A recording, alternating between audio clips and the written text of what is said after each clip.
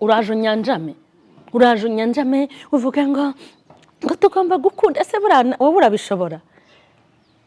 Ikintu ntashobora gukora ku mwanzi wanjye sishobora kumwifuriza nabi, kuko hari nabo nagiye mbikorera mbona ntacyo babaye. Maze nk'imyaka 10 hari ubuyobe twabagamo, ukajya ubwira Imana ngo nigukiza abanzi. Ntabwo Imana yagukiza abanzi, ahubwo se wagira ngo ahubwo hari naho yabateye bameze. Abanzi se bashira gute? Ntabwo bashira iryo sengesho ry'ubuginga, nta nubwo narisenga. Narindi kukubwira ngo nta muntu kwitayeho muri iyi si. Ibyago uzagirira inaha ni ukuhaburira ibintu byose, ukahaburira n'Imana.